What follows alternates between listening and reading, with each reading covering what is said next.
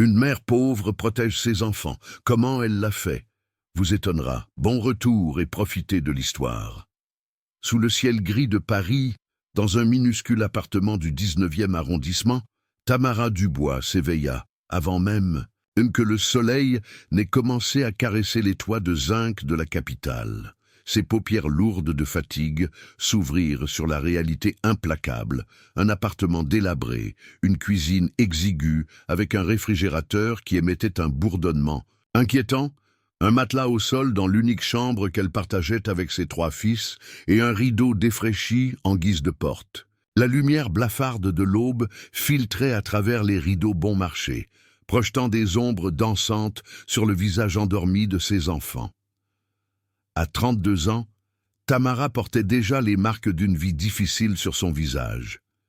Des rides, précoces, sillonnaient son front, témoin silencieux des nuits d'angoisse et des journées interminables. Ses mains, autrefois douces et élégantes, étaient maintenant rugueuses et rougies par les produits ménagers agressifs qu'elle utilisait quotidiennement. Pourtant, dans ses yeux noisettes brillait une détermination inébranlable, une flamme que les épreuves n'avaient pas réussi à éteindre. Elle se leva silencieusement, prenant soin de ne pas réveiller Lucas, Mathieu et Nicolas, ses 3 trésors. À 10, 8 et 6 ans, ils dormaient encore profondément, blottis les uns contre les autres sur le matelas usé. Leur respiration régulière était pour Tamara la plus belle des musiques, un rappel constant de sa mission dans ce monde, leur offrir un avenir meilleur que celui que le destin semblait leur avoir réservé. Le quartier dans lequel ils vivaient était connu pour sa rudesse. Les immeubles gris et délabrés s'alignaient comme des sentinelles fatiguées. La délinquance y était monnaie courante, les dealers occupaient les coins de rue, et trop de jeunes se laissaient séduire par les promesses illusoires d'argent facile et de respect instantané. Chaque jour, Tamara voyait des mères pleurer leurs enfants perdus dans la spirale de la violence, de la drogue ou simplement de l'absence d'espoir. Et chaque soir, elle se faisait une promesse silencieuse. Pas les miens, pas tant que je respire. Tamara prépara rapidement un petit déjeuner frugal, du pain légèrement rassis qu'elle avait réussi à obtenir à prix réduit la veille au soir, un peu de confiture économique et du lait pour les enfants. Pour elle-même, un simple café noir suffirait à tenir jusqu'au déjeuner. Elle organisa mentalement sa journée chargée. D'abord, emmener les enfants à l'école, puis se rendre chez Madame Moreau, une veuve fortunée du 16e arrondissement pour qui elle faisait le ménage 3 fois par semaine. Ensuite, elle enchaînerait avec 2 heures de repassage chez les Lambert, avant de terminer la journée en vendant des pâtisseries qu'elle préparait elle-même sur un petit étal improvisé près de la sortie du métro. Alors qu'elle disposait, les bols sur la table bancale, elle entendit le bruissement des draps. Lucas, son aîné, se levait déjà, ses yeux encore embués de sommeil. « Bonjour, maman », murmura-t-il, en s'approchant pour l'embrasser. Tamara sourit, caressant les cheveux ébouriffés de son fils. À 10 ans, Lucas montrait déjà une maturité surprenante. Il comprenait leur situation, sans que Tamara ait eu besoin de lui expliquer dans les détails. Il voyait sa mère partir, tôt et rentrer tard. Il l'observait compter anxieusement les pièces à la fin de chaque mois. Il remarquait comment elle repoussait son assiette lors des repas, prétextant ne pas avoir faim pour leur laisser plus de nourriture. « Tu as bien dormi, mon grand ?» demanda-t-elle doucement, en lui servant une tasse de lait chaud. « Oui, mais j'ai encore rêvé de papa, » répondit-il, une ombre passant sur son jeune visage. Tamara sentit son cœur se serrer. Pierre, son mari, les avait quittés 3 ans, et plus tôt, ne laissant derrière lui que des dettes et des promesses non tenues. Une addiction au jeu l'avait peu à peu transformé en étranger, jusqu'à ce qu'un jour, il disparaisse simplement, sans un mot d'adieu. Depuis lors, Tamara luttait seule pour maintenir sa famille à flot, jonglant entre plusieurs emplois précaires, tout en tentant de préserver ses enfants des blessures émotionnelles laissées par cet abandon. « Et c'était un beau rêve ?» demanda-t-elle avec précaution. Lucas haussa les épaules. Il revenait avec plein de cadeaux. Il disait qu'il était désolé. « Les rêves sont parfois le reflet de nos désirs, mon chéri, Mais nous nous en sortons, bien tous les quatre, non? Le garçon acquiesça lentement, mordant dans sa tartine. Je sais, maman, et quand je serai grand, je gagnerai beaucoup d'argent pour t'acheter une belle maison. Tamara sentit les larmes lui monter aux yeux, mais elle les refoula rapidement. Elle ne voulait pas que ses enfants la voient pleurer, même si c'était de fierté. Tu n'as pas besoin de t'inquiéter pour ça maintenant. Concentre-toi sur l'école. L'éducation est la clé qui ouvrira toutes les portes. Les deux plus jeunes se réveillèrent à leur tour. Et bientôt, l'appartement exigu s'anima de conversations enfantines, de rires et du brouhaha habituel des matins de semaine. Mathieu, avec sa curiosité insatiable, posait déjà 1000 questions sur le programme de la journée, tandis que Nicolas, le plus jeune et le plus sensible, s'accrochait à la jupe de sa mère comme à une bouée de sauvetage. Alors qu'elle préparait les cartables, vérifiant que chacun avait son goûter et ses devoirs, Tamara sentit une vague d'amour mêlée d'appréhension l'envahir.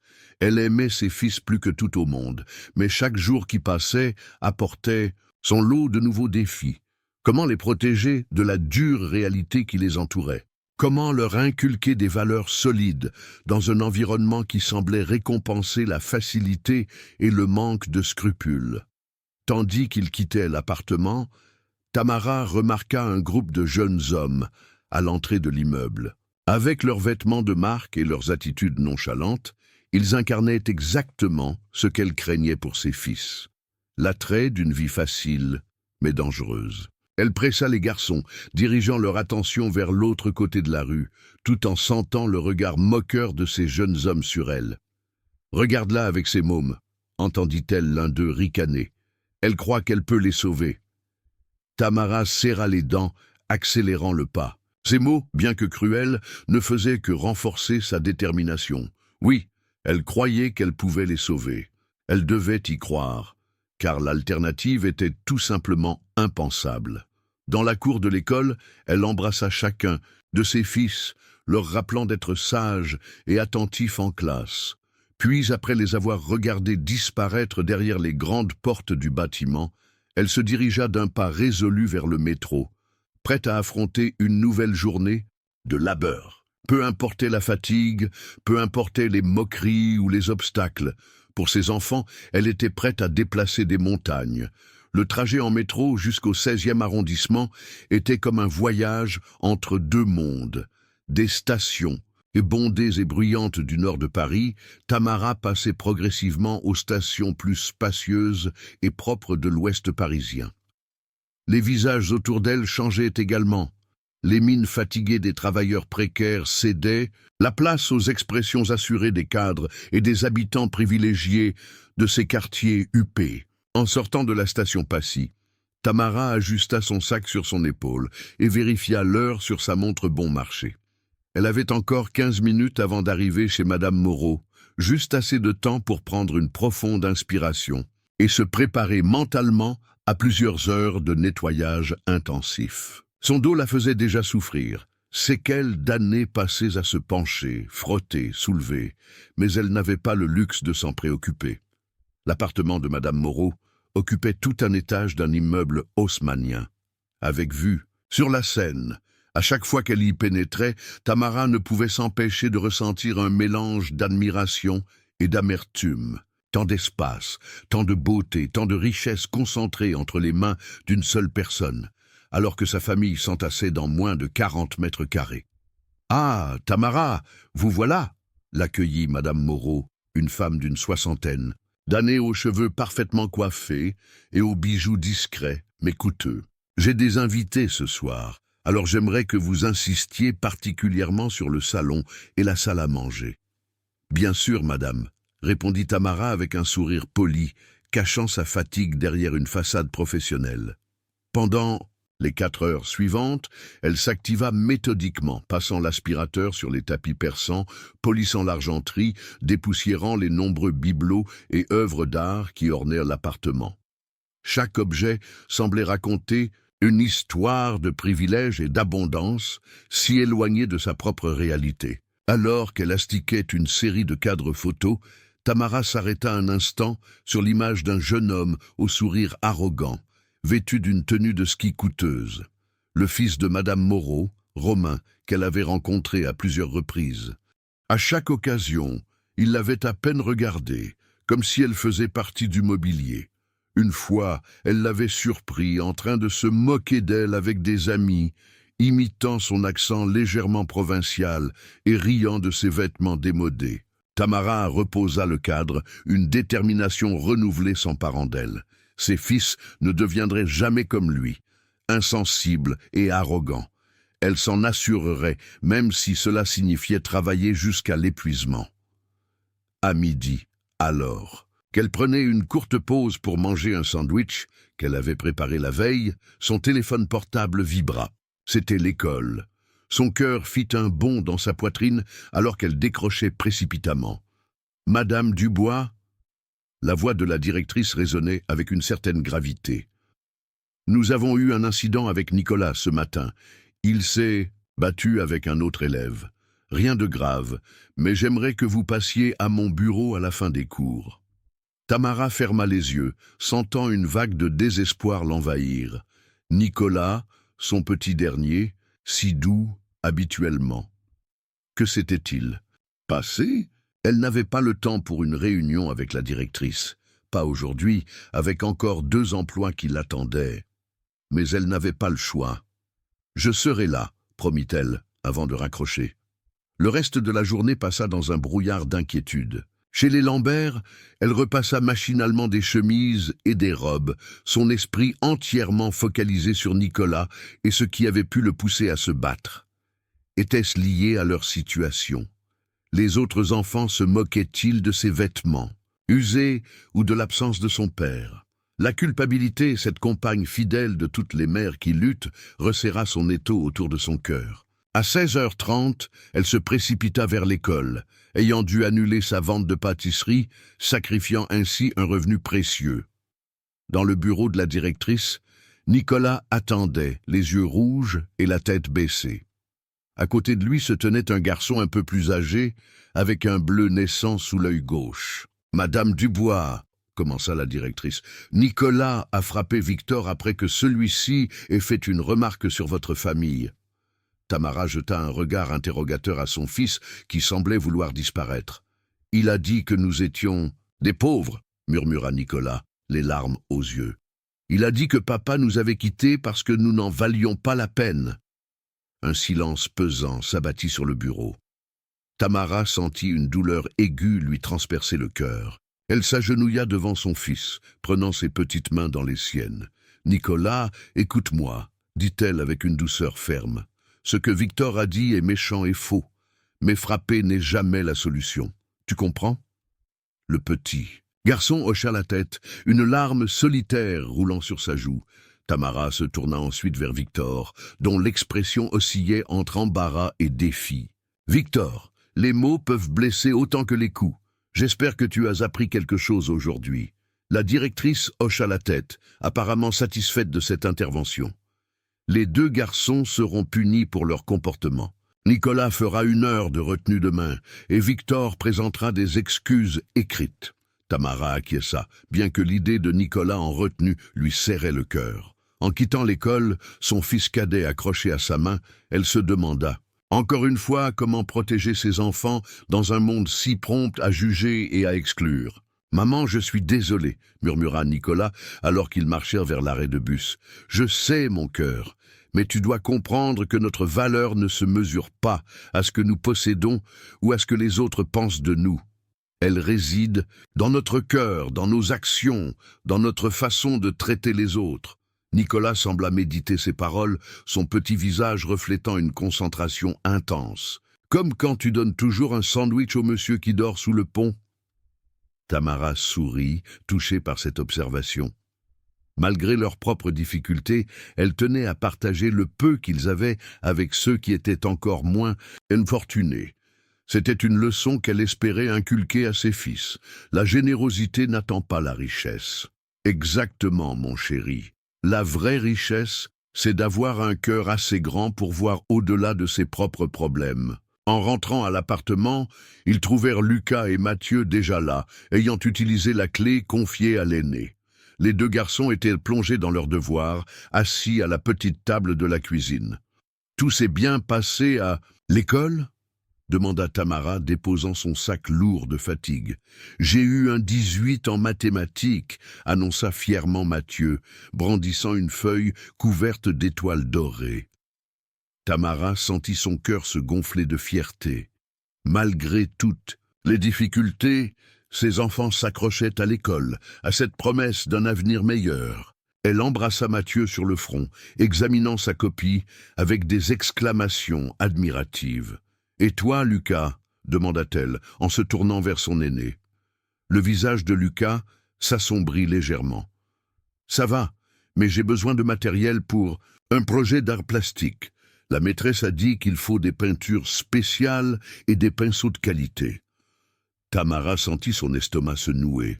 Encore des dépenses imprévues qu'elle devrait absorber, alors que le loyer de la fin du mois approchait dangereusement. Mais elle ne voulait pas que Lucas se sente coupable ou différent des autres élèves. « Ne t'inquiète pas, on trouvera une solution, » assura-t-elle avec un sourire qu'elle espérait convaincant. La soirée se déroula comme tant d'autres. Préparation d'un repas économique mais nourrissant, vérification des devoirs, histoire avant le coucher. Mais une fois les enfants endormis, Tamara s'assit sur le rebord de la fenêtre, regardant les lumières de Paris scintiller au loin. La ville des lumières, la ville des amoureux, la ville des opportunités. Et pourtant, elle s'y sentait parfois si seule, si invisible. Elle sortit de son sac une petite boîte métallique où elle gardait leur trésor de guerre, les économies laborieusement accumulées pour les urgences. En comptant les billets et les pièces, elle constata avec désespoir qu'il ne suffirait pas à couvrir à la fois le matériel de Lucas et le loyer imminent. Elle devrait trouver un moyen de gagner plus d'argent, et vite. Une idée lui traversa l'esprit. Madame Moreau lui avait proposé plusieurs fois de faire des heures supplémentaires le week-end. Tamara avait toujours refusé, tenant à passer ce temps précieux avec ses enfants. Mais peut-être n'avait-elle plus le choix maintenant. Avec un soupir, elle referma la boîte métallique et la cacha à nouveau. Demain serait un autre jour de lutte, mais elle ne baisserait pas les bras. Pas tant qu'elle aurait ses 3 raisons de vivre endormie à quelques pas d'elle. Si tu aimes l'histoire, tape 5 dans les commentaires et abonne-toi pour plus de vidéos comme celle-ci. Sinon, tape 0. Cela m'aide à créer un contenu encore meilleur pour toi. On continue. Les jours suivants s'écoulèrent dans une routine éreintante pour Tamara. Lever à l'aube, préparation des enfants pour l'école, enchaînement des ménages et autres petits boulots, courses au supermarché discount, préparation des repas, aide aux devoirs, mise au lit. Chaque minute était comptée, chaque euro économisé avec soin.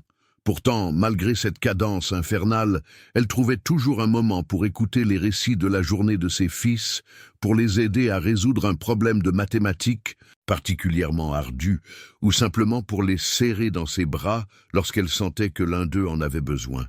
Un mardi soir, alors qu'elle rentrait particulièrement tard après avoir accepté de remplacer une collègue malade chez une nouvelle cliente, Tamara trouva un homme en costume qui l'attendait devant la porte de son immeuble. Son cœur se serra instantanément. Elle reconnut sans peine Monsieur Girard, le propriétaire de leur appartement. « Madame Dubois, commença-t-il sans préambule, j'ai essayé de vous joindre plusieurs fois. Le loyer de ce mois-ci n'a toujours pas été payé et nous sommes déjà le 12. » Tamara sentit une vague de honte l'envahir. C'était vrai.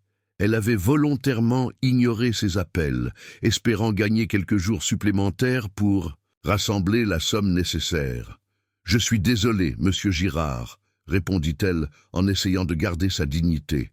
« J'ai eu des dépenses imprévues ce mois-ci, mais je vous promets de régler la situation avant la fin de la semaine. » L'homme la regarda avec un mélange de scepticisme et d'agacement. « Madame Dubois, c'est la 3e fois cette année. Je comprends vos difficultés, mais j'ai aussi des échéances à respecter.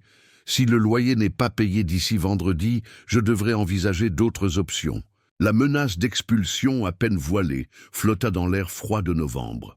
Tamara sentit ses jambes faiblir sous elle, mais elle se força à rester droite, à ne pas montrer sa peur. « Ce ne sera pas nécessaire, » assura-t-elle. « Vous aurez votre argent vendredi. » Une fois l'homme parti, Tamara monta les escaliers d'un pas lourd, l'esprit tourbillonnant à la recherche d'une solution. Comment allait-elle trouver cet argent en seulement 3 jours? Elle avait déjà vendu tout ce qui pouvait l'être, emprunté à la seule amie qui pouvait encore l'aider, multiplié les heures supplémentaires jusqu'à l'épuisement. À sa grande surprise, en entrant dans l'appartement, elle fut accueillie, non pas par le chaos habituel, mais par une table dressée avec soin et une délicieuse odeur de ratatouille qui flottait dans l'air. « Surprise !» s'exclamèrent en chœur ses 3 fils, debout derrière la table avec des sourires fiers. Tamara resta interdite un instant, observant la scène. La table couverte d'une nappe improvisée avec un drap propre, les assiettes dépareillées, disposées avec symétrie, les verres remplis d'eau, et au centre, une marmite fumante qui promettait un repas réconfortant. « Mais comment ?» balbutia-t-elle, émue aux larmes. Lucas s'avança, prenant sa main pour la guider vers une chaise. « On savait que tu rentrais tard aujourd'hui, alors on a voulu te faire plaisir. J'ai suivi ta recette de ratatouille. Et j'ai mis la table, ajouta fièrement Mathieu.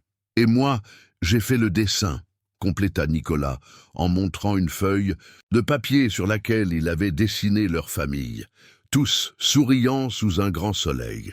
Tamara sentit les larmes lui monter aux yeux, mais cette fois, c'étaient des larmes de joie pure, de fierté et d'amour débordant.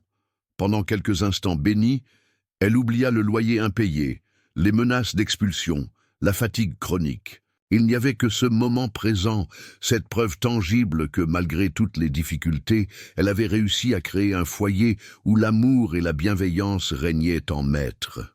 « C'est le plus beau cadeau que vous pouviez me faire, » murmura-t-elle, serrant tour à tour chacun de ses fils contre son cœur. Le repas fut joyeux, ponctué des anecdotes des garçons sur leur journée d'école, de plaisanteries et de rires qui réchauffèrent l'appartement mieux que n'importe quel chauffage.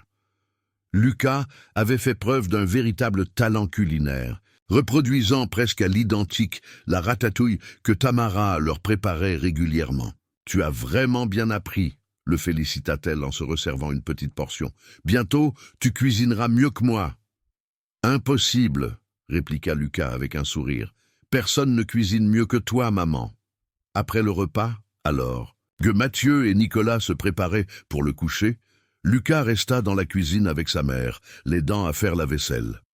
Tamara remarqua que son aîné semblait préoccupé, jetant régulièrement des regards furtifs dans sa direction. « Qu'est-ce qui te tracasse, mon grand ?» demanda-t-elle doucement.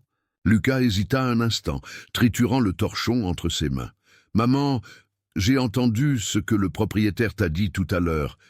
J'étais à la fenêtre quand tu parlais avec lui en bas. » Tamara sentit son cœur se serrer. Elle aurait voulu protéger ses enfants de ses soucis d'adulte, leur épargner l'angoisse de l'insécurité financière. Mais Lucas était perspicace, trop mature peut-être pour son âge. « Ce sont des problèmes de grandes personnes, mon chéri. Tu n'as pas à t'inquiéter pour ça. Mais je peux aider, » insista Lucas avec une détermination surprenante. « J'ai parlé avec monsieur Martin, le libraire du coin. Il cherche quelqu'un pour l'aider à ranger les livres et balayer le magasin après l'école. Il m'a dit qu'il me donnerait 5 € et par jour. » Tamara resta sans voix. Son fils de 10 ans venait de trouver un travail pour l'aider à payer le loyer. Elle ressentit un mélange de fierté immense et d'une profonde tristesse. Aucun enfant ne devrait avoir à porter de telles responsabilités si jeune. « Lucas, » commença-t-elle en posant les mains sur ses épaules, « je suis extrêmement touchée par ta proposition. Ça montre quel garçon responsable et aimant tu es. Mais ton travail à toi, c'est d'étudier, d'apprendre, de grandir et d'être un enfant. C'est mon rôle de m'occuper des questions d'argent. Mais si on doit quitter l'appartement, » murmura Lucas, les yeux soudain humides. « Ça n'arrivera pas, » affirma Tamara avec une conviction qu'elle était loin de ressentir. « Je vais trouver une solution, je te le promets. » Cette nuit-là, après avoir bordé ses fils et s'être assuré qu'il dormait profondément, Tamara sortit à nouveau sa boîte métallique. Les économies étaient toujours insuffisantes. Il lui manquait encore près de 100 € pour atteindre le montant du loyer.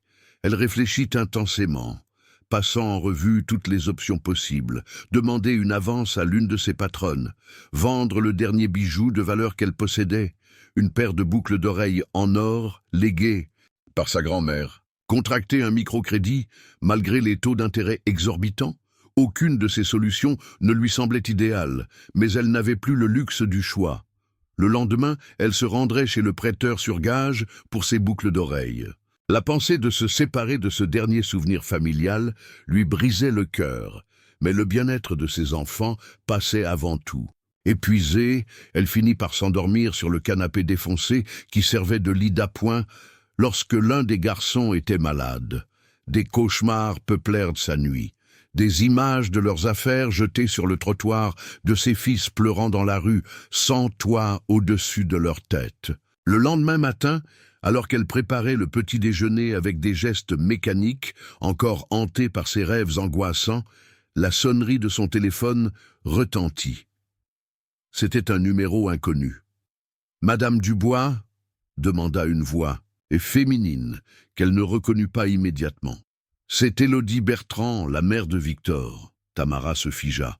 Victor, le garçon avec qui Nicolas s'était battu à l'école. Que pouvait bien lui vouloir sa mère? Oui, c'est moi, répondit-elle prudemment. J'aimerais vous parler de ce qui s'est passé entre nos garçons. Serait-il possible de nous rencontrer aujourd'hui?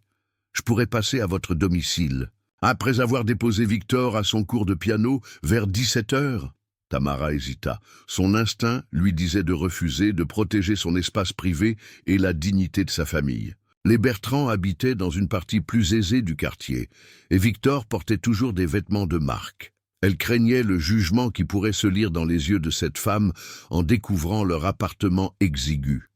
« Je préférerais qu'on se rencontre ailleurs, si possible, proposa-t-elle. Peut-être au café près de l'école. » Il y eut un silence à l'autre bout de la ligne. « Bien sûr, » répondit finalement Élodie Bertrand. « Le café des Lilas à 17 heures alors. »« J'y serai, » confirma Tamara avant de raccrocher, un nœud d'anxiété se formant dans son estomac. La journée passa dans un brouillard d'inquiétude. Entre ses tâches ménagères chez Madame Moreau et ses livraisons de pâtisserie aux commerçants du quartier, Tamara ne cessait de se demander ce que lui voulait la mère de Victor. Venait-elle lui demander des comptes? Exiger une compensation? Et pour le bleu sous l'œil de son fils? Ou pire, porter plainte? À 16h45, après avoir récupéré ses 3 fils à l'école, elle confia les 2 plus jeunes à Madame Leroy, une voisine âgée qui acceptait parfois de les garder en échange de quelques services. Puis, accompagnée de Lucas, qu'elle ne voulait pas laisser seule, elle se dirigea vers le café des Lilas, le cœur battant. Élodie Bertrand était déjà là, assise à une table près de la fenêtre. C'était une femme élégante, aux cheveux blonds coupés au carré, vêtue d'un tailleur sobre, mais visiblement coûteux. Elle semblait nerveuse, jouant distraitement avec la cuillère de son café. « Madame Bertrand, » salua Tamara en s'approchant. « Voici mon fils aîné, Lucas. » La femme sourit timidement, invitant d'un geste Tamara et Lucas à s'asseoir. « Merci d'être venu, et appelle-moi Élodie, s'il te plaît. » Un serveur s'approcha, et Tamara commanda un café pour elle et un chocolat chaud pour Lucas, calculant mentalement si ses dépenses feraient exploser son budget déjà serré. « Je voulais te voir pour m'excuser, » commença Élodie, surprenant, complètement Tamara. Pour le comportement de Victor, bien sûr, mais aussi pour ne pas avoir remarqué plus tôt ce qui se passait. Tamara l'observa avec confusion. « Je ne comprends pas. Victor m'a tout raconté hier soir, » expliqua Élodie, fixant sa tasse de café. « Comment il se moquait régulièrement de Nicolas et d'autres enfants moins fortunés. Comment son père et moi lui avons involontairement enseigné que la valeur d'une personne se mesurait à ses possessions. » Sa voix trembla légèrement. « Vois-tu, mon mari et moi sommes en plein divorce. Il nous a quittés pour sa jeune assistante. Victor le prend très mal, et je crois qu'il déverse sa colère sur les autres. » Tamara sentit sa méfiance initiale s'adoucir. Derrière l'apparence de réussite sociale, cette femme traversait aussi des épreuves, différentes, mais tout aussi douloureuses. « Je suis désolée, » dit-elle sincèrement. Élodie secoua la tête. Ne le sois pas. Ce n'est pas pour obtenir ta sympathie que je te raconte cela. C'est pour que tu comprennes que j'admire ta force. Victor m'a dit comment tu élèves seul tes 3 garçons, comment ils sont toujours propres et polis malgré vos difficultés, comment Nicolas défend toujours ceux qui sont harcelés. Lucas, qui était resté silencieux jusqu'alors, leva les yeux de son chocolat chaud. « Ma maman est la plus forte du monde », affirma-t-il avec une conviction absolue. Les 2 femmes échangèrent un sourire ému. « Justement », reprit Élodie, en sortant une enveloppe de son sac, « je travaille pour une agence de placement de personnel de maison. Nous recherchons actuellement une gouvernante pour une famille américaine qui vient de s'installer à Paris. Le poste est bien rémunéré, avec des horaires compatibles avec la vie de famille, et il inclut un logement de fonction. J'ai immédiatement pensé à toi. » Tamara resta sans voix, l'enveloppe contenant apparemment l'offre d'emploi posée devant elle comme une promesse inespérée. Était-ce réel ? Une chance de sortir de la précarité, d'offrir un véritable foyer à ses enfants ? Je ne sais pas quoi dire, murmura-t-elle, les yeux soudain embués. Dis simplement que tu viendras passer un entretien demain, sourit Élodie.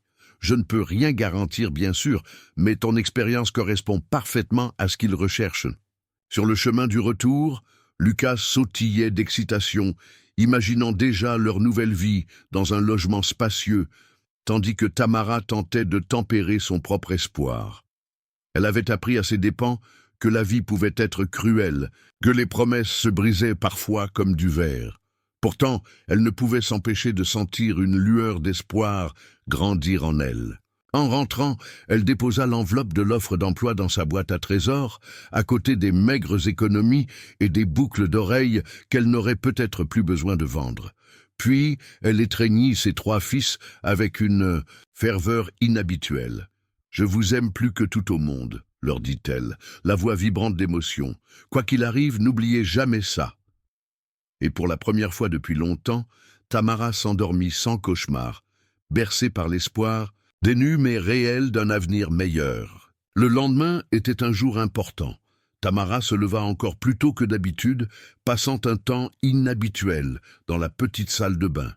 Elle enfila sa seule robe convenable, une pièce bleu marine sobre mais élégante qu'elle gardait pour les occasions spéciales. Elle coiffa soigneusement ses cheveux châtains en un chignon net et appliqua même un peu de mascara et de rouge à lèvres, luxe qu'elle s'accordait rarement. « Tu es belle, maman », murmura Nicolas avec admiration en la voyant émerger de la salle de bain. « C'est pour ton entretien ?» demanda Mathieu, mordant dans sa tartine. Tamara acquiesça, ajustant nerveusement sa tenue. « Oui, je rencontre la famille américaine ce matin. Madame Leroy passera vous chercher pour l'école, et c'est Lucas qui vous récupérera cet après-midi si mon entretien se prolonge. »« Tu vas ?»« Voir le poste », affirma Lucas avec une confiance inébranlable. « Tu es la meilleure. » Tamara sourit, touchée par la foi inconditionnelle de ses enfants. Elle aurait aimé partager leur optimisme, mais les années de déception avaient érigé une barrière protectrice autour de son cœur. Elle ne voulait pas s'emballer trop vite, imaginer une vie meilleure qui pourrait encore une fois lui être refusée. L'adresse indiquée sur l'offre d'emploi menait à un immeuble somptueux du 7e arrondissement, avec vue sur la tour Eiffel. En pénétrant dans le hall de marbre, Tamara se sentit immédiatement déplacée comme une intruse dans ce monde de luxe. Le concierge, dans son uniforme impeccable, la toisa avec un soupçon de méfiance avant de l'annoncer par l'interphone. « Madame Dubois, pour les Harrison, appartement 5B. » La famille Harrison occupait un duplex au 5e étage, un espace si vaste que l'appartement entier de Tamara aurait pu y tenir 3 fois. Elle fut accueillie par Élodie, qui l'attendait avec un sourire encourageant, et conduite dans un salon baigné de lumière où un couple d'une 40aine d'années se holtenait. « Voici monsieur et madame Harrison », présenta Élodie, « et voici Tamara Dubois dont je vous ai parlé. » James Harrison était un homme grand, aux épaules larges, avec des lunettes à monture fine qui lui donnaient un air intellectuel. Sa femme, Rebecca, avait un visage avenant, encadré de boucles rousses et un sourire chaleureux. L'entretien commença de manière formelle, avec des questions sur son expérience professionnelle, ses compétences en ménage et en cuisine, sa connaissance de l'anglais, qu'elle parlait correctement grâce à ses années d'études, et sa disponibilité. Puis progressivement, la conversation devint plus personnelle. « Élodie nous a dit que vous aviez 3 fils, nota Rebecca avec un intérêt sincère. Quel âge ont-ils ? 10, 8 et 6 ans, répondit Tamara, soudain sur ses gardes.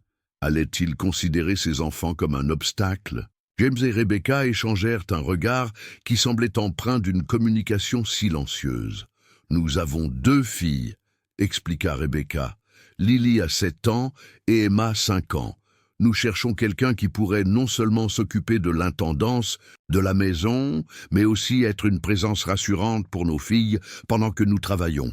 Le fait que vous soyez mère est un atout considérable à nos yeux. » Tamara sentit quelque chose se dénouer dans sa poitrine. Loin d'être un inconvénient, sa maternité était vue comme une qualité. « Et vos garçons sont les bienvenus ici, » ajouta James. « Le logement de fonction est au 6e étage, c'est un 3 pièces confortable.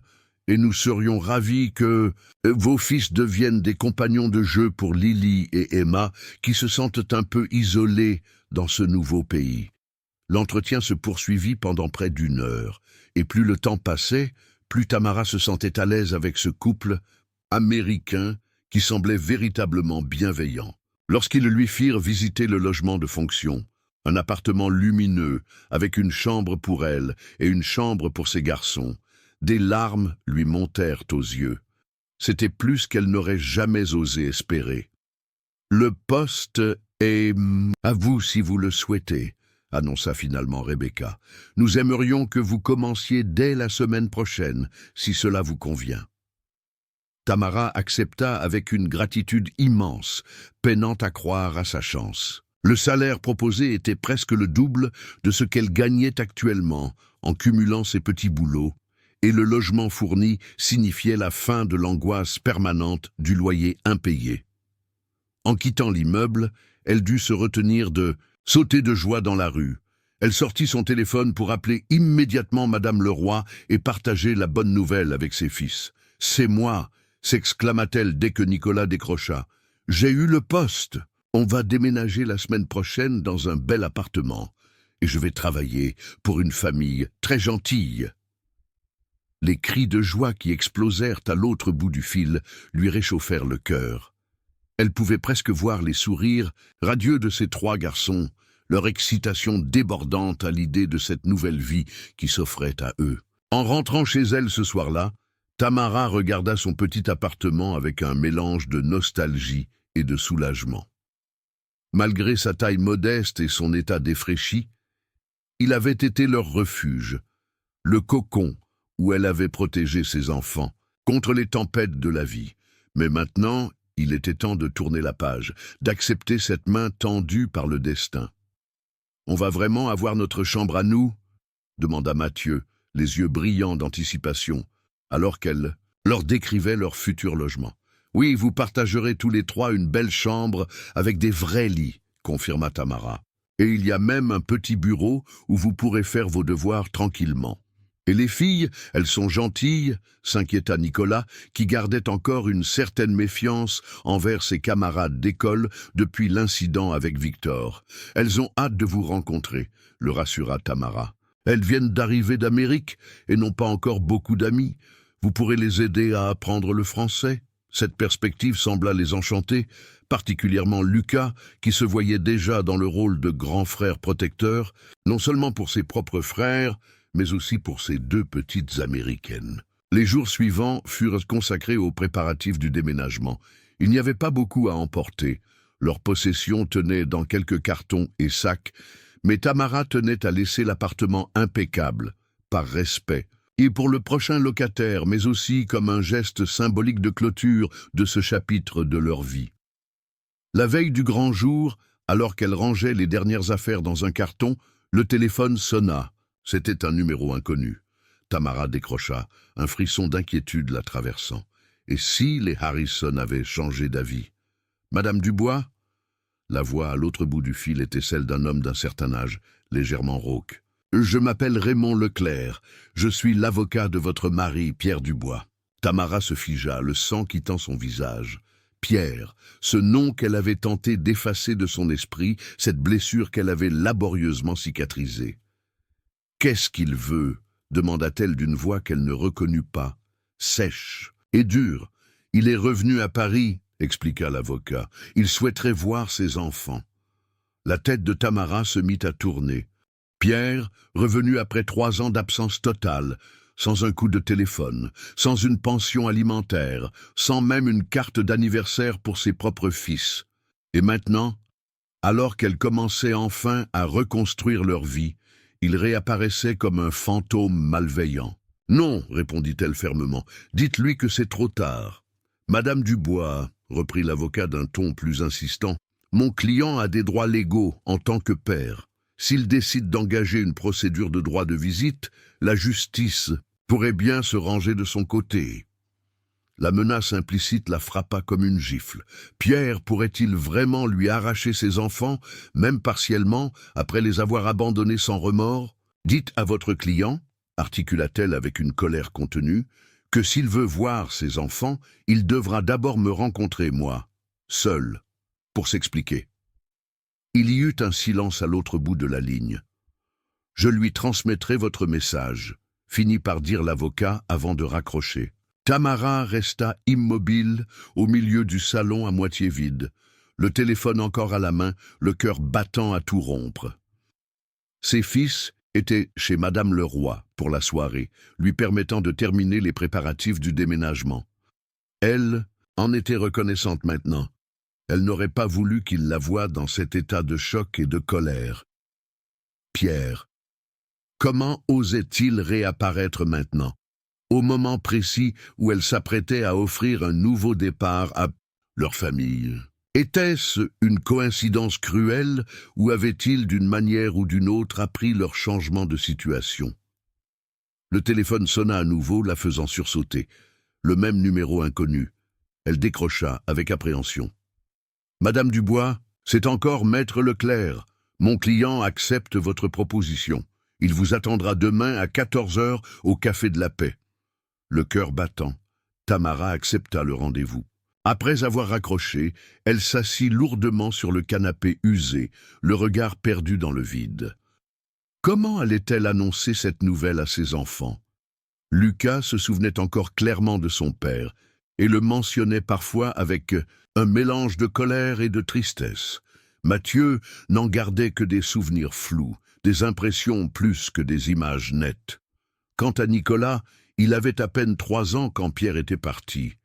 Pour lui, un père n'était qu'un concept abstrait, une figure masculine qui manquait dans leur foyer alors que ses camarades de classe en avaient un. Tamara passa une nuit agitée, tourmentée par des rêves où Pierre réapparaissait, tantôt repentant et implorant son pardon, tantôt menaçant et lui arrachant ses enfants. Au matin, elle se leva avec des cernes sous les yeux, mais une détermination renouvelée. Elle ne laisserait pas cet homme détruire ce qu'elle avait si durement construit. Elle accompagna les garçons à l'école comme d'habitude, leur annonçant joyeusement que ce serait leur dernier jour dans cette école, qu'ils seraient transférés dès la semaine suivante dans l'établissement proche de leur nouveau domicile. Ils semblaient excités et un peu nerveux, comme elle l'était elle-même, quoique pour des raisons bien différentes. À 13h30, après avoir terminé de nettoyer l'appartement vide, elle se rendit au Café de la Paix, choisissant délibérément d'arriver en avance pour se préparer mentalement à cette confrontation. Le café était élégant, situé près de l'Opéra Garnier, un choix qui correspondait bien à Pierre, toujours attiré par les apparences luxueuses. Elle commanda un simple café, s'installant à une table un peu en retrait. À 14 heures précises, elle le vit entrer. En 3 ans, Pierre avait changé. Ses cheveux, autrefois noirs, s'étaient éclaircis de fils argentés au niveau des tempes, des rides s'étaient creusées autour de ses yeux, et il semblait avoir perdu du poids. Pourtant, il conservait cette allure d'assurance feinte qu'elle avait jadis confondue avec de la confiance véritable. « Tamara » la salua-t-il en s'asseyant en face d'elle, sa voix trahissant une nervosité inattendue. « Pierre, répondit-elle froidement, tu as 3 minutes pour me dire pourquoi je devrais même envisager de te laisser revoir tes fils après 3 ans d'abandon total. » Il grimaça légèrement à ces mots durs mais directs. « Je le mérite, admit-il, baissant les yeux sur la table. J'ai été le pire des hommes, le pire des pères. Je ne cherche pas d'excuses. »« Bien, parce qu'il n'y en a pas, » rétorqua Tamara, maintenant sa garde haute. Pierre soupira profondément. « J'étais perdu, Tamara. Le jeu m'avait totalement consumé.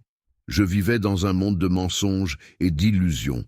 Quand je suis parti, je n'étais plus moi-même. J'étais possédé par cette addiction. Et pendant 3 ans, tu n'as pas pensé une seule fois à appeler, à demander comment allaient tes enfants, à envoyer un peu d'argent peut-être ?» La voix de Tamara montait légèrement, chargée d'une colère contenue depuis trop longtemps. « J'avais honte, » murmura Pierre. « Tellement honte que je ne pouvais pas affronter ce que j'avais fait. Alors j'ai fui, encore plus loin. J'ai voyagé, j'ai travaillé à droite à gauche, essayant d'oublier, jusqu'à ce que je touche le fond, vraiment le fond, il y a 10 mois. « Que s'est-il passé ?» demanda Tamara, malgré elle curieuse. « J'ai failli mourir, » répondit simplement Pierre. « Une overdose dans un hôtel miteux de Barcelone. Quand je me suis réveillé à l'hôpital, j'ai compris que je ne pouvais plus continuer comme ça. J'ai rejoint un groupe de joueurs anonymes, j'ai commencé une thérapie, et petit à petit, j'ai rassemblé le courage de revenir, d'affronter mes erreurs. » Tamara l'observa attentivement, cherchant des signes de manipulation ou de mensonge. Ces traits qu'elle avait appris à reconnaître chez lui durant leurs derniers mois ensemble. Mais elle ne vit que de la fatigue, du regret, et quelque chose qu'elle n'avait pas vu depuis longtemps dans ses yeux, de l'honnêteté. « Tu sembles mieux, » concéda-t-elle finalement. « Mais cela ne change rien au fait que tu as abandonné tes responsabilités pendant 3 ans. Tu ne peux pas simplement revenir dans leur vie comme si rien ne s'était passé. » Pierre acquiesça. « Je sais. Je ne demande pas à reprendre ma place comme si de rien n'était. Je veux juste les voir, leur parler, leur dire que je suis désolé, que je les aime, même si je ne mérite pas leur amour en retour. » Tamara resta silencieuse un long moment, pesant soigneusement ses options. D'un côté, elle avait envie de protéger ses fils de la déception potentielle que représentait cet homme qui les avait déjà fait souffrir. De l'autre, ne méritaient-ils pas de connaître la vérité, de faire leur propre choix concernant leur relation avec leur père? « Je ne peux pas prendre cette décision seule, » dit-elle finalement. « Je vais parler à Lucas, voir ce qu'il ressent. C'est lui qui te garde le plus en mémoire, et il est assez grand pour comprendre certaines choses. Si lui est d'accord, nous verrons pour une rencontre très brève, en ma présence. Mais je te préviens, Pierre, au premier signe que cette réunion leur fait du mal, c'est terminé, pour de bon. » Pierre hocha la tête, semblant comprendre la gravité et l'équité de ces conditions. « Merci, Tamara. C'est plus que ce que je mérite. » En quittant le café, Tamara se sentait étrangement légère, comme si une partie du poids qu'elle portait depuis des années s'était allégée. Non pas qu'elle avait pardonné à Pierre, ce chemin serait long, si tant est qu'il soit possible, mais elle avait fait face à ses propres peurs et colères, et avait choisi de tracer une voie qui respectait à la fois ses instincts protecteurs de mère et le droit de ses enfants à connaître leur histoire. De retour à l'appartement, après avoir récupéré les garçons à l'école, elle prit Lucas à part pendant que Mathieu et Nicolas jouaient dans la pièce principale presque vide.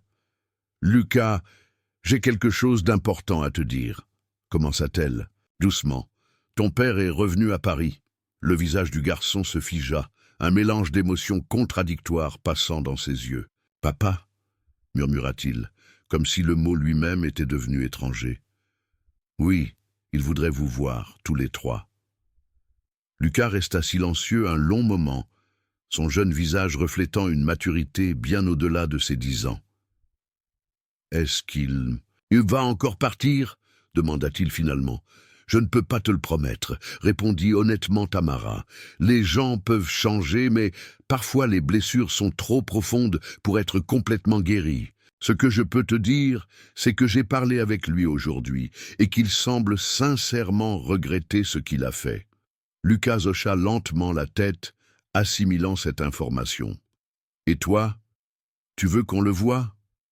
Tamara prit une profonde inspiration. Ce n'est pas à moi de décider, mon chéri, c'est votre père, quoi qu'il ait fait. Si tu veux le voir, si tu penses que Mathieu et Nicolas devraient aussi le rencontrer, alors nous organiserons une rencontre. Si tu préfères attendre ou ne pas le voir du tout, je respecterai ton choix. Le garçon réfléchit encore, puis releva la tête avec une détermination qui rappelait tant celle de sa mère. « Je veux le voir, déclara-t-il. Je veux savoir pourquoi il est parti. Et je veux qu'il voie que nous avons été forts, même sans lui. » Tamara sentit les larmes lui monter aux yeux face à la dignité et au courage de son fils. « Alors, c'est ce que nous ferons, » confirma-t-elle, serrant sa petite main dans la sienne. Le lendemain était le jour du déménagement. Avec l'aide d'Élodie, qui avait prêté sa voiture, et de Monsieur Leclerc, un voisin bienveillant, sans lien avec l'avocat de Pierre, Tamara et ses fils transportèrent leurs maigres possessions vers leur nouveau foyer. L'appartement du 6e étage était exactement comme Tamara l'avait vu lors de sa visite, spacieux, lumineux et étonnamment chaleureux, malgré son caractère moderne. Lily et Emma, les filles des Harrison, les accueillirent avec des dessins de bienvenue et des petits bracelets d'amitié qu'elles avaient fabriqués elles-mêmes. Malgré la barrière de la langue, les filles ne parlaient pas encore français et les garçons avaient un anglais limité, ils trouvèrent rapidement un terrain d'entente dans les jeux universels de l'enfance. « Comment vous adaptez-vous » demanda Rebecca Harrison en fin de journée, alors que les enfants jouaient dans la chambre des garçons et que Tamara rangeait ses dernières affaires. « C'est comme un rêve, » avoua Tamara. « Je n'arrive pas encore à croire à notre chance. » Rebecca sourit avec chaleur. « Ce n'est pas une question de chance, Tamara, c'est votre mérite. Élodie nous a raconté à quel point vous avez lutté pour vos enfants, comment vous avez maintenu votre dignité et vos valeurs malgré les difficultés. C'est exactement le genre de personne que nous voulions pour nos filles. » Ces mots touchèrent Tamara au plus profond de son être. Pendant si longtemps, elle s'était sentie invisible, jugée ou au mieux tolérée par une société qui valorisait le statut social et la richesse matérielle. Être reconnue non pas malgré sa lutte, mais pour celle-ci, être appréciée pour son caractère et non pour son apparence ou sa position, c'était une validation qu'elle n'avait jamais osé espérer. Ce soir-là, alors que ses fils s'endormaient dans leur nouveau lit, Tamara s'assit sur le rebord de la fenêtre de leur nouvel appartement, contemplant les lumières de Paris. Sa vie avait pris un tournant inattendu, un chemin qu'elle n'aurait jamais pu imaginer quelques semaines plus tôt. Pourtant, au milieu de ces changements positifs, l'ombre de Pierre planait encore. Comment réagiraient ses fils en le revoyant? Comment allait-elle gérer cette dynamique complexe avec son ancien mari, maintenant que leur vie semblait enfin prendre une direction positive? Avez-vous déjà vécu ou connaissez-vous quelqu'un qui a vécu une situation où il a fallu faire face à une personne du passé qui vous a blessé? Partagez votre expérience dans les commentaires. Les jours qui suivirent furent consacrés à s'adapter à leur nouvelle vie. Pour Tamara, cela signifiait apprendre les routines de la famille Harrison, comprendre les attentes de ses employeurs et trouver un équilibre entre son travail et sa vie de famille. Pour les garçons, c'était découvrir leur nouveau quartier, s'habituer à leur nouvelle école et se faire de nouveaux amis. Lucas, en particulier, semblait s'épanouir dans ce nouvel environnement. Il avait pris sous son aile les filles Harrison, leur apprenant des mots français avec une patience surprenante pour un garçon de 10 ans. Mathieu, toujours curieux, explorait chaque recoin de l'immeuble et bombardait le concierge de questions sur le fonctionnement des ascenseurs et du système de chauffage. Nicolas, après une période initiale de timidité, commençait lui aussi à s'ouvrir, particulièrement avec Emma, dont l'âge et la nature douce correspondaient bien à son tempérament sensible. Une semaine après leur installation, Tamara reçut un appel de Pierre. Ils avaient convenu d'une rencontre le dimanche suivant dans un parc près de l'immeuble des Harrison. Tamara avait délibérément choisi un lieu public où les enfants pourraient se sentir à l'aise et où la tension entre les adultes serait peut-être atténuée par la présence d'autres personnes. « Je suis nerveuse », admit-elle à Rebecca la veille, alors qu'elles préparaient ensemble le dîner. En si peu de temps, une complicité étonnante s'était développée entre les deux femmes, qui, malgré leur parcours de vie radicalement différents, partageaient une vision commune de la maternité et des valeurs familiales. « C'est normal », répondit Rebecca en coupant des légumes. « Mais je suis sûre que tu sauras gérer la situation. Tu as une force remarquable, Tamara. » Le dimanche arriva avec une fraîcheur automnale, un soleil pâle illuminant les feuilles dorées qui tapissaient le parc. Tamara avait expliqué à Mathieu et Nicolas qu'ils allaient rencontrer leur père, sans trop entrer dans les détails sur son départ ou son retour. Lucas, quant à lui, était au courant de toute l'histoire et avait promis d'être présent pour ses frères. « Voilà, papa », murmura Lucas en serrant la main de Nicolas, lorsqu'ils aperçurent Pierre assis sur un banc à l'entrée du parc. L'homme se leva à leur approche, visiblement nerveux. Il portait un pull gris simple et un jean, loin de l'élégance affectée qu'il cultivait autrefois. « Bonjour », dit-il doucement, son regard passant de Tamara au garçon avec une émotion palpable. « Ah, bonjour Pierre », répondit Tamara gardant une voix neutre. « Les garçons, vous vous souvenez de votre père ?» Lucas hocha la tête, son expression indéchiffrable. Mathieu fronça les sourcils, cherchant manifestement dans ses souvenirs l'image de cet homme qui lui semblait vaguement familier. Nicolas, qui n'avait aucun souvenir concret de son père, se cacha partiellement derrière sa mère. « Vous avez tellement grandi », murmura Pierre, la voix étranglée. « Lucas, tu es presque un homme maintenant. Et Mathieu, tu ressembles tellement à ta mère. Et Nicolas, la dernière fois que je t'ai vu, tu commençais à peine à marcher. » Un silence inconfortable s'installa, personne ne sachant vraiment quoi dire ensuite. Finalement, Tamara suggéra de marcher un peu, ce qui semblait moins intimidant que de rester planté face à face. Au fil de la promenade, la glace commença lentement à se briser. Pierre demanda à Lucas comment se passait l'école, écouta avec attention Mathieu raconter sa fascination pour les sciences et offrit timidement à Nicolas un petit bateau en papier qu'il avait appris à fabriquer pendant ses voyages. « Je n'attends rien de vous », dit Pierre alors qu'il s'arrêtait près d'un étang où des enfants faisaient naviguer des bateaux miniatures. « Je voulais juste que vous sachiez que je suis désolé. Désolé d'être parti. Désolé de vous avoir manqué pendant toutes ces années. Et je voulais aussi que vous sachiez que ce n'était pas votre faute. C'était la mienne, entièrement la mienne. » Lucas, qui était resté silencieux pendant la majeure partie de la rencontre, prit finalement la parole. « Tu sais, papa, quand tu es parti, j'ai pensé que c'était à cause de moi, que je n'avais pas été assez sage, ou assez intelligent, ou assez, je ne sais pas, assez bien. » Pierre pâlit visiblement à ces mots. « Non, Lucas, » dit-il avec force, « tu n'aurais jamais dû penser ça. Tu es parfait. Vous êtes tous parfaits. C'est moi qui n'étais pas assez bien pour vous. » « Maman dit que personne n'est parfait, » intervint Mathieu avec sa logique implacable. « Mais que c'est normal de faire des erreurs tant qu'on essaie de les réparer après. » Un sourire triste se dessina sur les lèvres de Pierre. « Ta maman est très sage, » dit-il, jetant un regard reconnaissant à Tamara. « Et elle a raison.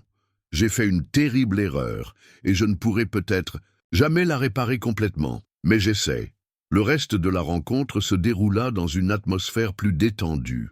Pierre ne tenta pas de forcer l'intimité, respectant les frontières invisibles que ses fils avaient établies. Il leur parla des pays qu'il avait visités, des travaux qu'il avait faits, sans glorifier sa vie d'errance, ni s'apitoyer sur son sort.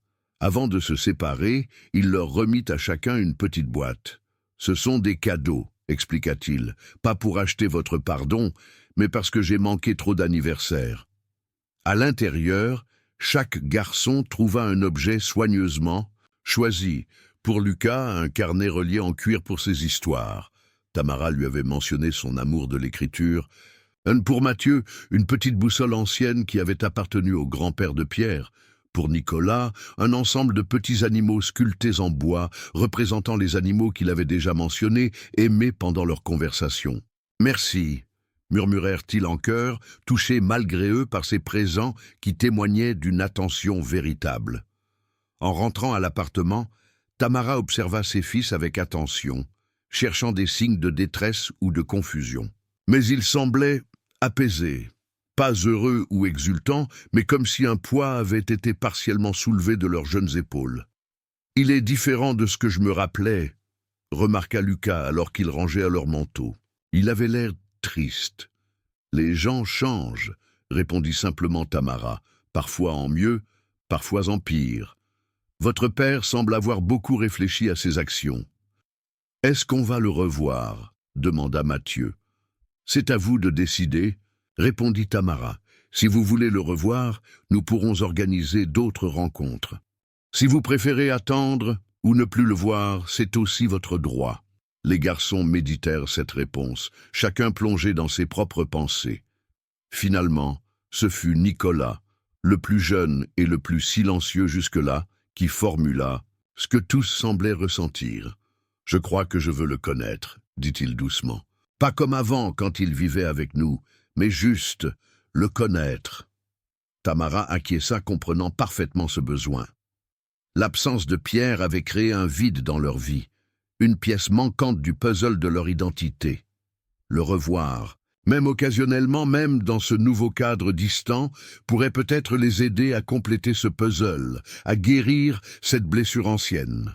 Les semaines suivantes passèrent rapidement, rythmées par une nouvelle routine confortable. Tamara s'occupait des filles Harrison pendant la journée, préparait les repas, gérait la maison, tout en trouvant encore du temps pour aider ses propres fils dans leurs devoirs et passer des moments de qualité avec eux. Les week-ends étaient consacrés à l'exploration de Paris, cette ville qu'ils connaissaient depuis toujours, mais qu'ils redécouvraient maintenant avec des yeux neufs, sans l'ombre constante de la précarité. Pierre restait en contact, appelant régulièrement, proposant parfois des sorties au musée ou au cinéma.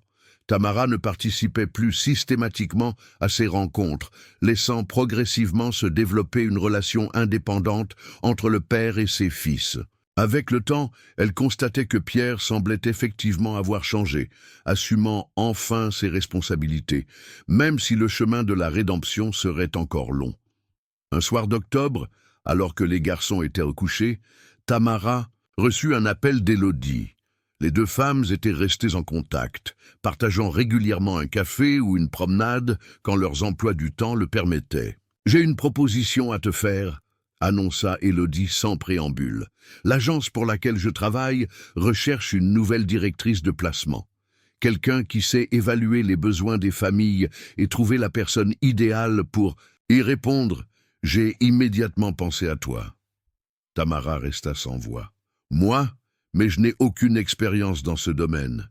Tu as l'expérience la plus importante. Tu connais la valeur du travail domestique, tu comprends les dynamiques familiales et tu as un instinct remarquable pour cerner les gens, sans parler de ton éthique de travail exemplaire. »« Je ne sais pas quoi dire, » balbutia Tamara, touchée par cette confiance inattendue.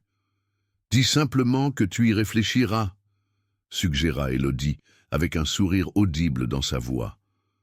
Le poste offre un salaire significativement plus élevé que ton emploi actuel, des horaires plus réguliers et des perspectives d'évolution.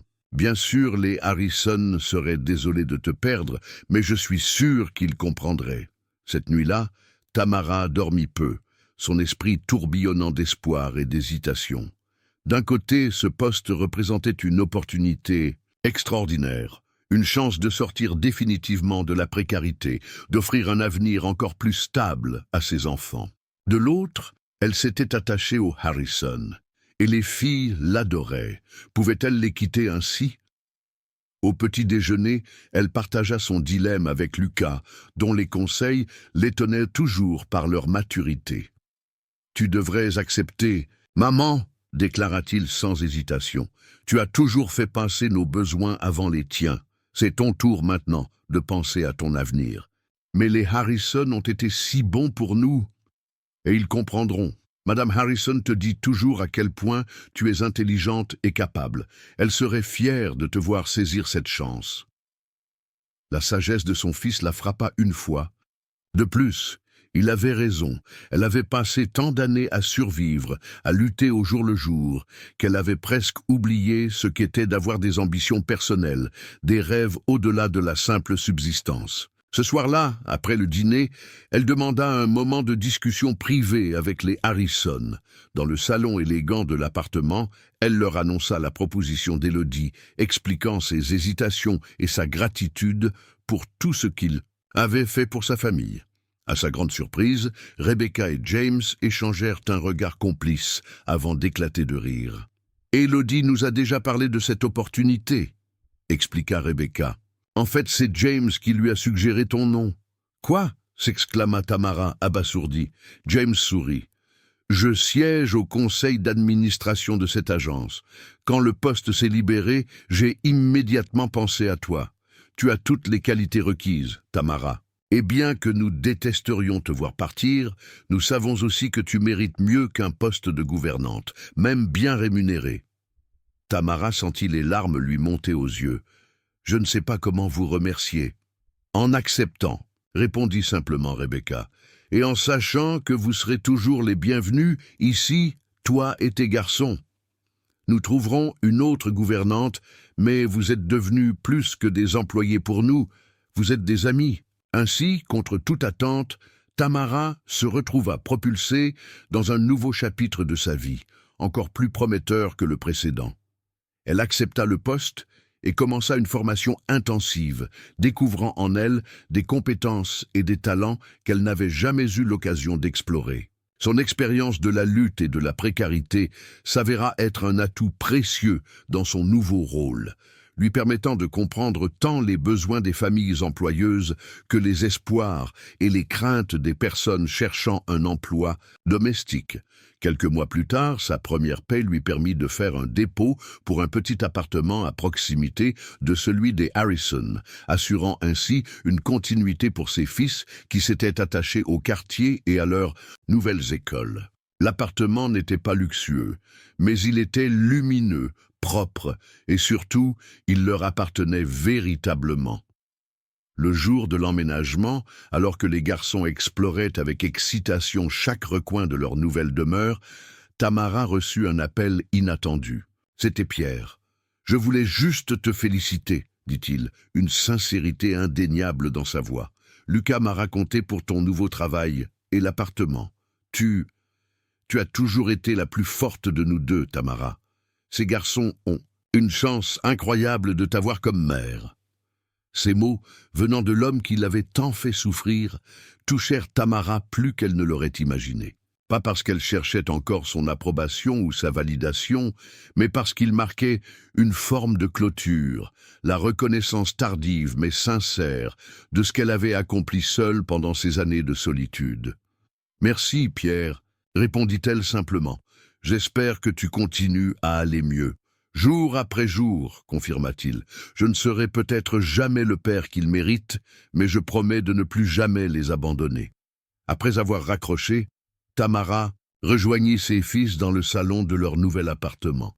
Lucas avait déjà installé ses livres sur une étagère, Mathieu organisait méticuleusement ses collections de roches et de fossiles, et Nicolas accrochait au mur un dessin qu'il avait fait représentant leur famille, y compris, nota Tamara, avec émotion, une figure masculine à l'arrière-plan qui ne pouvait être que Pierre. « Alors, les garçons, » dit-elle en s'asseyant au milieu d'eux, « comment trouvez-vous notre nouvelle maison ?»« C'est la plus belle du monde !» s'exclama Nicolas avec son enthousiasme habituel. « C'est parce que nous sommes ensemble !» ajouta Mathieu, toujours aussi philosophe. Lucas, lui, prit la main de sa mère et la serra fort. « Je suis fier de toi, maman, » dit-il simplement. Ces mots, prononcés par son fils aîné avec une telle conviction, déclenchèrent en Tamara une vague d'émotion si puissante qu'elle dut lutter pour retenir ses larmes. Dans cette pièce ensoleillée, entourée de ses 3 fils qui avaient tant grandi depuis les jours sombres de leur ancien appartement, elle réalisa pleinement le chemin parcouru. Ce n'était pas seulement une question de confort matériel, accru, bien que cela comptait certainement. C'était une transformation plus profonde, de la survie à la vie, de la peur à l'espoir, de l'isolement à la communauté. Quelque part en cours de route, sans même s'en rendre compte, elle avait cessé d'être uniquement la mère qui lutte pour devenir la femme qui s'épanouit, tout en restant, bien sûr, une mère dévouée et aimante. « Je suis fière de nous tous », répondit-elle, embrassant chacun de ses fils. « Nous avons traversé des moments difficiles, mais nous l'avons fait ensemble. Et regardez-nous maintenant. » Cette soirée-là, ils célébrèrent leur emménagement avec un festin improvisé. Pizza maison, jus de fruits fraîchement pressés et un gâteau au chocolat que Lucas avait préparé lui-même, révélant un talent culinaire qui ne cessait de s'affirmer. Ils mangèrent, rirent, racontèrent des histoires et firent des projets pour l'avenir, des projets qui, pour la première fois, n'étaient pas limités par la peur du lendemain. Plus tard, après avoir bordé Mathieu et Nicolas, Tamara trouva Lucas assis sur le rebord de la fenêtre du salon, contemplant les lumières de Paris qui scintillaient dans la nuit. « À quoi penses-tu » demanda-t-elle doucement en s'asseyant à côté de lui. « Je me demandais comment tu as fait, » répondit-il, tournant vers elle un regard empreint d'admiration. « Comment tu as réussi à tout supporter toutes ces années sans jamais abandonner ?» Tamara réfléchit un moment à cette question profonde. « L'amour, dit-elle finalement, c'est une force plus puissante que la peur, que la fatigue, que le désespoir même. L'amour que j'ai pour vous 3 m'a donné une force que je ne savais même pas posséder. » Lucas médita ces paroles, puis sourit. « Tu sais, je crois que je veux devenir écrivain plus tard, et je veux écrire notre histoire, ton histoire, pour que d'autres personnes qui traversent des moments difficiles sachent qu'il y a toujours de l'espoir. » Tamara sentit son cœur se gonfler de fierté. « Ce serait merveilleux, mon grand. Et n'oublie pas d'inclure tous ceux qui nous ont aidés en chemin. Madame Leroy, Élodie, les Harrison, même ton père, à sa façon, fait partie de cette histoire. » « Une histoire avec une fin heureuse, » conclut Lucas, s'appuyant contre l'épaule de sa mère. « Pas une fin, » corrigea doucement Tamara. « Un nouveau commencement. » Et tandis qu'ils restaient là, mère et fils, à contempler la ville des Lumières qui s'étendait devant eux, Tamara songea à toutes les mères qui, comme elle, luttaient dans l'ombre, portant sur leurs épaules le poids d'une famille entière. Elle espérait que d'une manière ou d'une autre, son parcours pourrait leur donner courage, leur montrer que les tempêtes, aussi violentes soient-elles, finissent par s'apaiser, et que l'amour, cet amour féroce et inconditionnel d'une mère pour ses enfants, pouvait véritablement déplacer des montagnes. Qu'adviendra-t-il de Tamara et de sa famille maintenant? Vont-ils enfin connaître la stabilité qu'ils méritent tant? 2 ans s'écoulèrent, marqués par une stabilité nouvelle et précieuse dans la vie de Tamara et de ses fils. Son travail à l'agence de placement s'avéra non seulement lucratif, mais profondément satisfaisant. Elle avait le sentiment de faire une réelle différence, tant pour les familles en quête de personnel de confiance que pour les travailleurs domestiques cherchant des emplois respectueux et équitables. Sa propre expérience lui permettait d'établir des standards élevés de traitement et de rémunération, transformant progressivement les pratiques de l'agence. Les garçons, quant à eux, s'épanouissaient. Lucas, maintenant âgé de 12, 11, excellait en français et commençait à écrire de véritables nouvelles qui impressionnaient ses professeurs. Mathieu, 10 ans, révélait un talent remarquable pour les sciences, passant des heures à réaliser des expériences dans le petit coin laboratoire que Tamara lui avait aménagé dans l'appartement.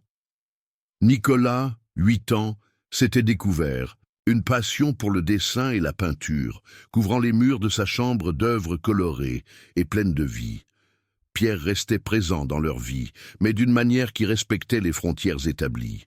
Il voyait régulièrement les garçons pour des sorties ou des week-ends, et avait même commencé à contribuer financièrement à leur éducation, une manière concrète de montrer son engagement retrouvé.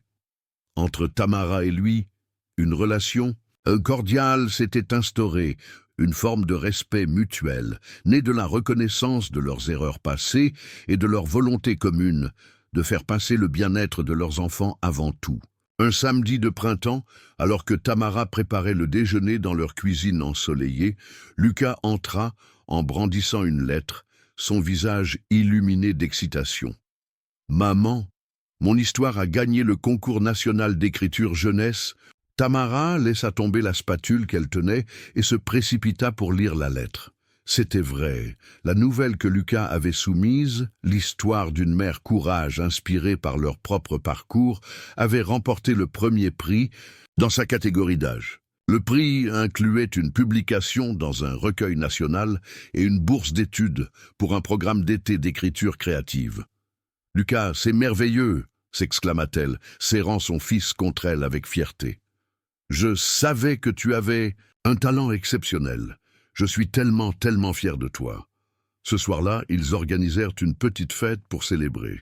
Pierre fut invité, ainsi que les Harrison et leur fille, Élodie et son fils Victor, avec qui, ironiquement, Nicolas avait développé une amitié solide, et même Madame Leroy, leur ancienne voisine qui avait été d'un si grand soutien dans les moments difficiles.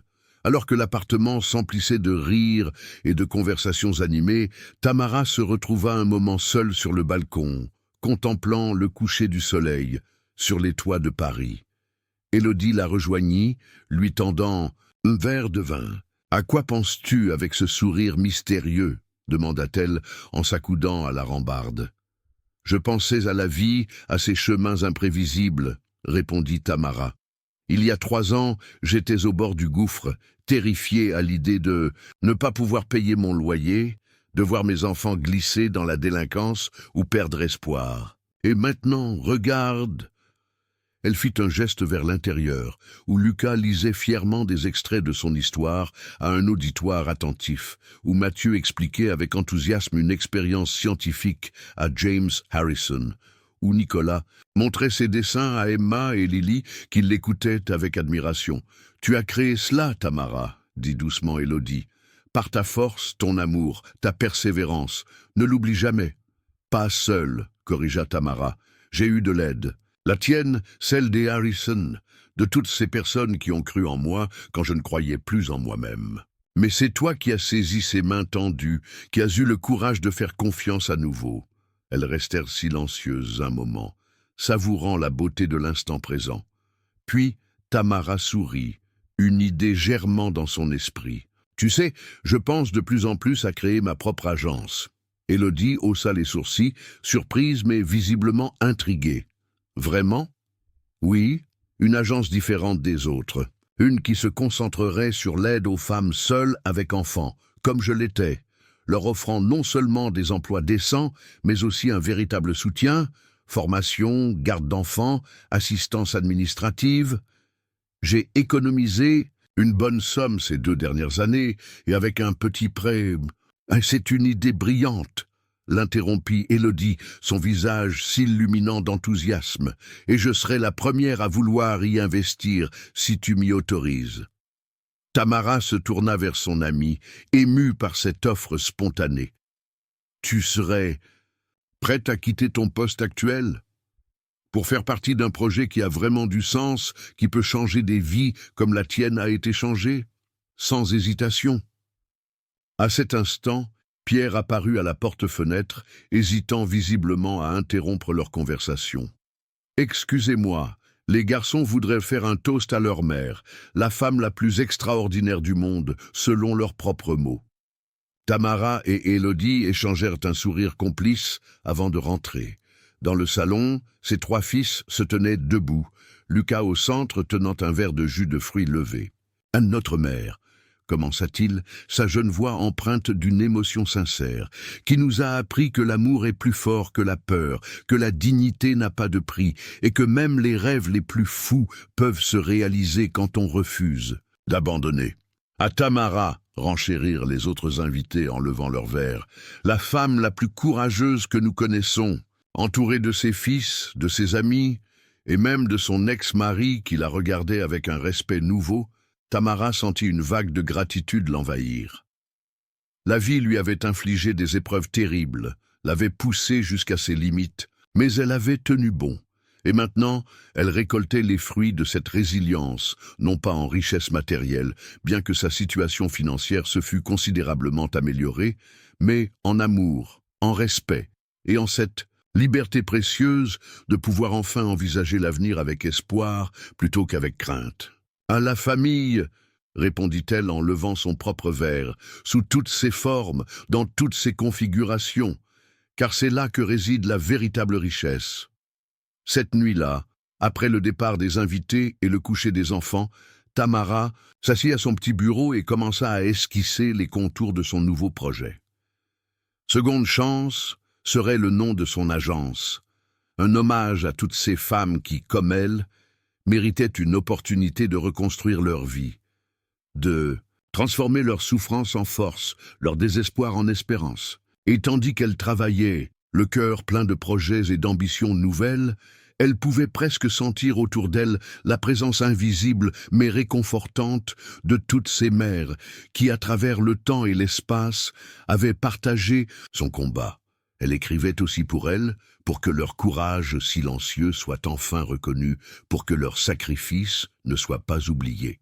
Car au fond, l'histoire de Tamara n'était pas unique, c'était celle de millions de femmes qui chaque jour trouvaient en elles des ressources insoupçonnées pour protéger ceux qu'elles aimaient. Des femmes ordinaires accomplissant l'extraordinaire par la seule force de leur amour. Félicitations.